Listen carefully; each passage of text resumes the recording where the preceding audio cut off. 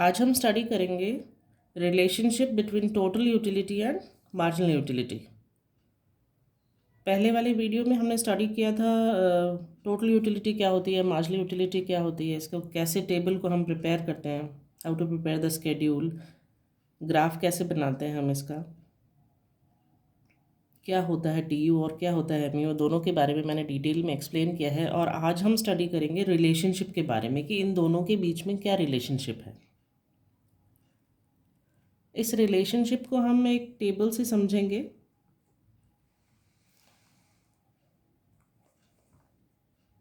देखिए, एक कॉलम में मैंने शो किया है यूनिट्स ऑफ एप्पल्स, सेबों की इकाइयाँ दिखाई गई है। देन नेक्स्ट कॉलम में दिखाया कुल उपयोगिता, टोटल यूटिलिटी कहते हैं जिसको हम शॉर्ट फॉर्म में। और उससे अगले कॉलम में दिखाया है सीमांत उपयोगिता, मार्जिनल यूटिलिटी। आप इसमें देखेंगे कि कितनी यूनिट्स ऑफ एप्पल कंज्यूम की गई है, 1 से लेके 8 तक। इसकी मार्जिनल यूटिलिटी दी गई है और टोटल यूटिलिटी दी गई है। इस स्केड्यूल को देख के ये स्पष्ट होता है, देखिए, कि जब तक सेबों के कंजम्पशन से प्राप्त टोटल यूटिलिटी में वृद्धि होती है, ये टोटल यूटिलिटी देखिए इंक्रीज हो रहा है। पहले 12 था, देन 22, 31, 38, 43। जब तक इंक्रीज हो रहा है टोटल यूटिलिटी, कहाँ तक इंक्रीज हो रहा है देखिए, जहाँ 5 यूनिट्स एप्पल की कंज्यूम हुई है वहाँ टोटल यूटिलिटी 43 है। यहाँ तक, जहाँ तक टोटल यूटिलिटी में इंक्रीमेंट हो रहा है वहाँ तक आप देखिए क्या रिलेशन है मार्जिनल यूटिलिटी को अगर हम देखते हैं तो मार्जिनल यूटिलिटी पॉजिटिव है।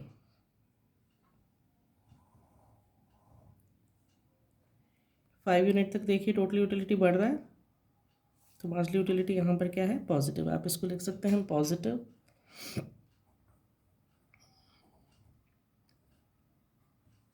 या हम इसको हिंदी में कह सकते हैं धनात्मक। अब देखिए, जैसे ही टोटल यूटिलिटी कांस्टेंट हो गई, पहले 5 यूनिट्स जब एप्पल की कंज्यूम करी है तो टोटल यूटिलिटी 43 है, 6 की कंज्यूम करी तो भी 43 ही आया है। तो जैसे ही जो ये कुल उपयोगिता है टोटल यूटिलिटी स्थिर होती है, यानी कांस्टेंट हो जाती है, यहाँ पर जैसे ही कांस्टेंट होती है तो मार्जिनल यूटिलिटी क्या हो जाता है, ज़ीरो हो जाती है। इसका मतलब क्या है, इसका मतलब ये है कि जब 6 यूनिट्स ऑफ एप्पल को कंज्यूम किया जाता है, 6 सेबों की इकाइयों को कंज्यूम किया जाता है, उपभोग किया जाता है, तो टोटल सेटिस्फैक्शन मिलता है, पूर्ण संतुष्टि का आभास होता है। इसको हम कह सकते हैं पॉइंट ऑफ सेटिएटी, पूर्ण संतुष्टि।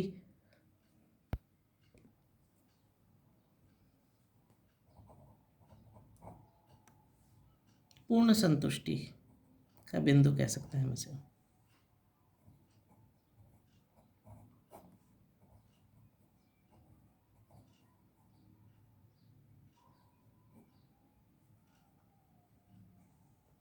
इंग्लिश में आप इसे कह सकते हैं पॉइंट ऑफ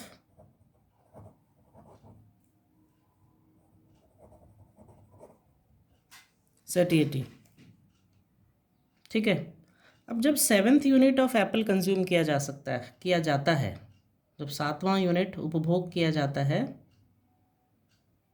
तो टोटल यूटिलिटी देखिए क्या हो रहा है, 39 हो गई, यानी कि टोटल यूटिलिटी कम हो जाती है। और जब टोटल यूटिलिटी कम हो रही है तो मार्जिनल यूटिलिटी क्या हो रही है, ऋणात्मक हो गई है, यानी कि नेगेटिव हो जाती है।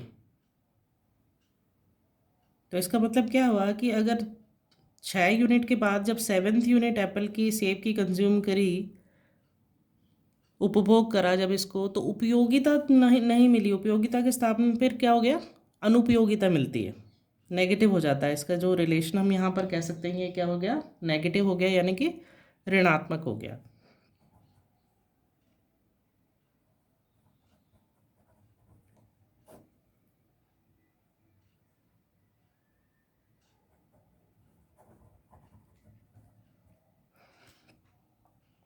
तो देखिए इस टेबल से क्या समझ आया हमें, यूनिट्स ऑफ एप्पल दिखाई मैंने, टोटल यूटिलिटी, मार्जिनल यूटिलिटी।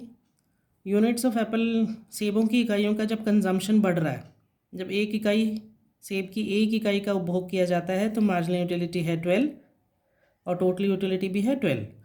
जब 2 इकाई का उपभोग किया जाता है तो मार्जिनल यूटिलिटी बढ़ के कम हो रही है। देखिए पहले 12 थी, फिर कम हो गई 10 हो गई, और टोटल यूटिलिटी बढ़ के कितनी हो गई 22। जब 3 सेबों की इकाई का उपभोग किया जाता है तो मार्जिनल यूटिलिटी कम हो गई, कितनी हो गई 9 हो गई, और टोटल यूटिलिटी बढ़कर 31 हो गई।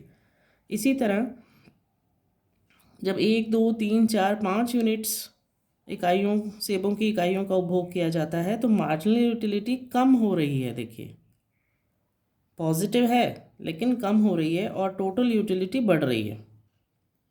अब जैसे ही छठी सेब की इकाई का उपभोग किया जाता है तो मार्जिनल यूटिलिटी 0 हो जाती है और कुल उपयोगिता स्थिर हो जाती है।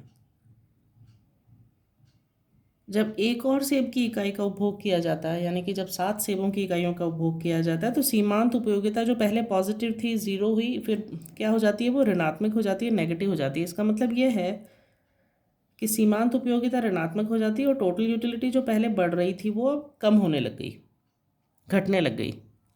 तो अतिरिक्त इकाई के कंजम्पशन से, उपभोग से, सेबों की अतिरिक्त इकाई का जब उपभोग किया जा रहा है तो उपयोगिता के स्थान पर अनुपयोगिता मिल रही है। तो इस प्रकार हम टोटल यूटिलिटी और मार्जिनल यूटिलिटी के संबंध को समझ सकते हैं। देखिए जब तक सेबों के उपभोग से प्राप्त टोटल यूटिलिटी में वृद्धि होती है तब तक मार्जिनल यूटिलिटी क्या रहता है, पॉजिटिव होता है। और जैसे ही कुल उपयोगिता यानी टोटल यूटिलिटी स्थिर हो जाती है तो जो मार्जिनल यूटिलिटी है वो क्या हो जाता है, शून्य हो जाती है, यानी कि 0 हो जाती है। ये सारा मैंने आपको अभी एक्सप्लेन किया था। 6 सेबों का उपभोग करने पर पूर्ण तृप्ति का आभास होता है, यानी कि पूर्ण संतुष्टि मिलती है, उसको हम पॉइंट ऑफ सैटिस्फैक्शन कहते हैं। और 7वें सेब का उपभोग करने पर जो टोटल यूटिलिटी होती है वो क्या हो जाती है, डिक्लाइन करती है, घटती है, और मार्जिनल यूटिलिटी ऋणात्मक हो जाता है। इस प्रकार हम कह सकते हैं कि जो टोटल यूटिलिटी और मार्जिनल यूटिलिटी के बीच में जो संबंध है उसको हम 3 पॉइंट से समझ सकते हैं। सबसे पहला पॉइंट है धनात्मक यानी कि पॉजिटिव, फिर शून्य यानी 0, और तीसरा ऋणात्मक यानी कि नेगेटिव। ये तीनों चीज़ें अपन ने अभी टेबल में स्टडी करी थी। एक बार फिर से देख लीजिए इसको। देखिए मार्जिनल यूटिलिटी शुरू में पॉजिटिव है लेकिन क्या हो रहा है, डिक्लाइन कर रही है, धीरे धीरे कम हो रही है। जैसे जैसे एप्पल्स की यूनिट्स का कंजम्पशन बढ़ रहा है मार्जिनल यूटिलिटी कम होती जा रही है, डिक्लाइन करती जा रही है। लेकिन ये क्या है, पॉजिटिव है, धनात्मक है। और टोटल यूटिलिटी में क्या हो रहा है, टोटल यूटिलिटी बढ़ रही है। लेकिन जब 6 इकाइयों का उपभोग होता है, सेबों की 6 इकाइयों का 6th इकाई का जब उपभोग होता है तो जो टोटल यूटिलिटी है वो स्थिर हो जाती है और मार्जिनल यूटिलिटी क्या हो जाती है, 0 हो जाती है। इसको हम कहते हैं पूर्ण संतुष्टि का बिंदु या पॉइंट ऑफ सैटिस्फैक्शन।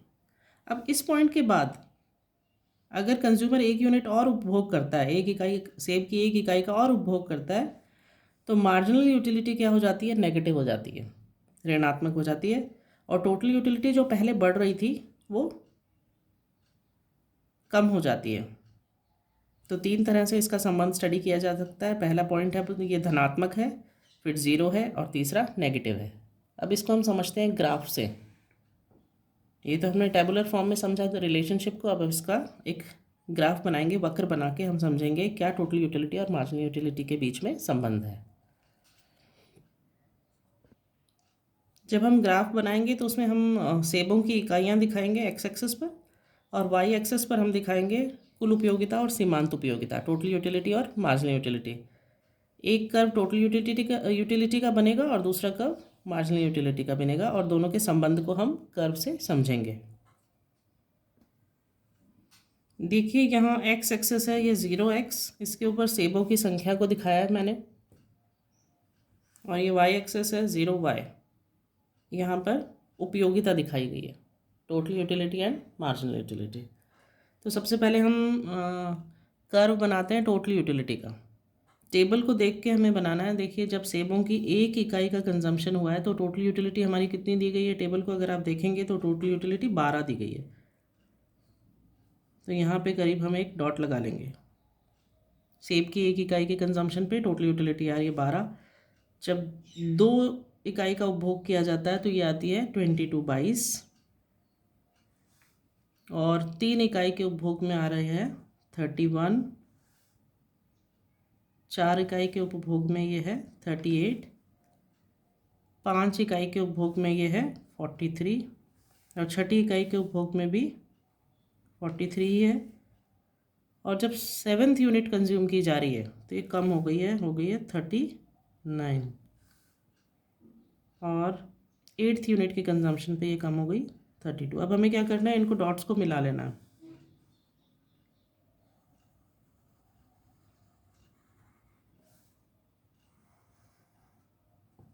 ये आ गया हमारा टोटल यूटिलिटी कर्व।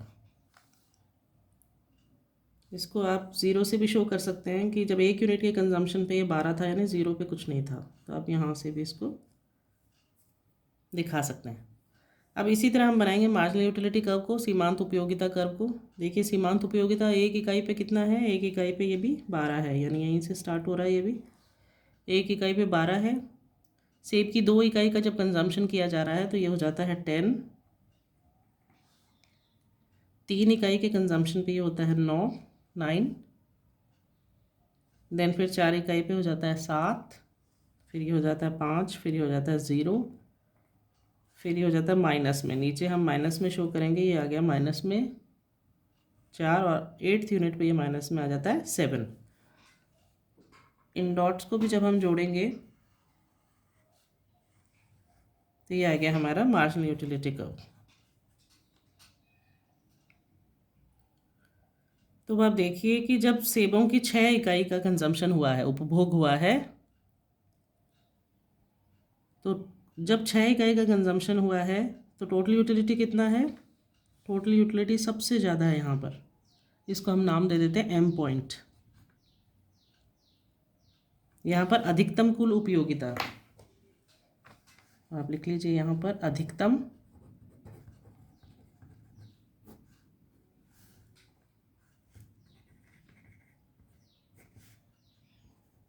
कुल उपयोगिता, यानी टोटल यूटिलिटी सबसे ज़्यादा मैक्सिमम है यहाँ पर। और इस पॉइंट्स को जब हम डॉट से जोड़ेंगे, पॉइंट एम को 6th यूनिट से, तो ये हमारा पॉइंट ऑफ सैटिएटी आ जाएगा। इसको हम कहते हैं पूर्ण संतुष्टि का बिंदु। यहाँ लिख सकते हैं हम, ये है हमारा पूर्ण संतुष्टि लाइन कह सकते हो, पूर्ण संतुष्टि का बिंदु ये वाला पॉइंट है।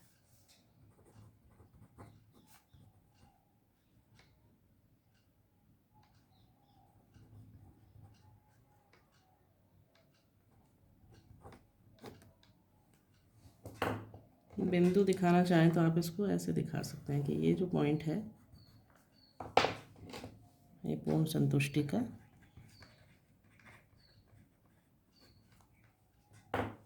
बिंदु है। अब देखिए यहाँ से लेके यहाँ तक सबसे पहले क्या है, पॉजिटिव उपयोगिता है। आप लिख सकते हैं यहाँ पर धनात्मक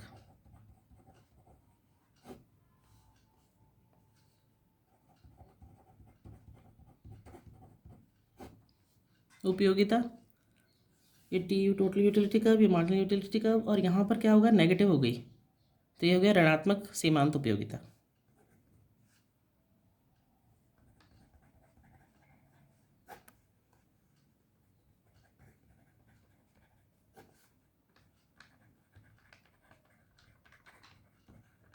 ऋणात्मक सीमांत उपयोगिता। इस तरह हम ग्राफ से शो करेंगे रिलेशनशिप को, और इसके फिर लास्ट में ग्राफ में एक्सप्लेन करेंगे। एक्सप्लेन क्या करेंगे, देखिए सपोज इस पॉइंट को हम कहते हैं 0, ओ कह देते हैं इस पॉइंट को, ये ओ, ये हो गया पॉइंट एम, इसको हम कहते हैं पॉइंट बी। अब इसको आपको एक्सप्लेन करके लिखना भी है। आप ये लिख सकते हैं कि जो ये उपरयुक्त रेखा चित्र है, इससे निम्नलिखित तथ्य स्पष्ट होते हैं। आप क्या क्या स्पष्ट होते हैं, सबसे पहले पॉइंट में आप लिखिए कि देखिए 0 से m तक, इस पॉइंट तक, 0 से लेके ओ से लेके एम तक जो टोटल यूटिलिटी है उसमें वृद्धि हो रही है।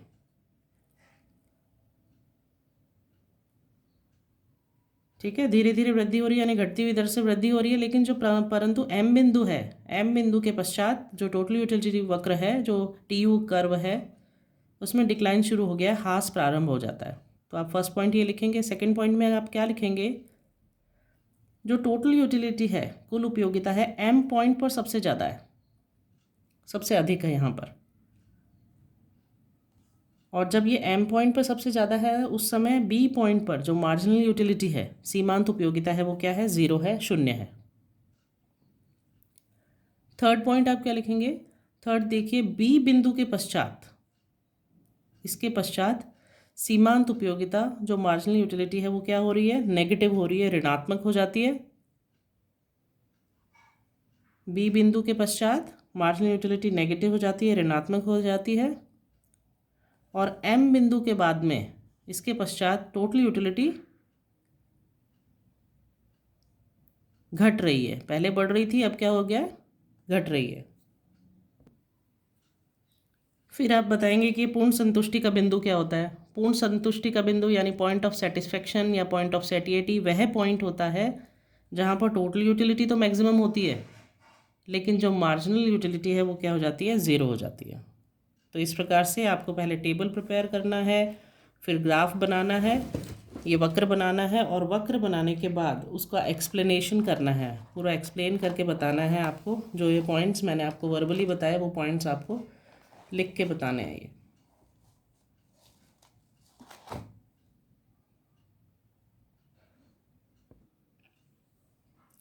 इस प्रकार से इन चारों पॉइंट्स को मैंने एक्सप्लेन किया आपको। क्या स्टडी किया हमने स्टडी किया रिलेशनशिप के बारे में, total utility and marginal utility में। इस रिलेशनशिप को 3 पॉइंट्स में ही आपको एक्सप्लेन करना है कि जो ये रिलेशनशिप है शुरू में पॉजिटिव है, धनात्मक है, फिर ये 0 हो जाता है और उसके बाद नेगेटिव हो जाता है। ये बहुत ही इम्पॉर्टेंट टॉपिक है, इसकी पॉसिबिलिटी हमेशा रहती है एग्ज़ाम में आने की, तो आपको अच्छी तरह से इसे प्रिपेयर करना है।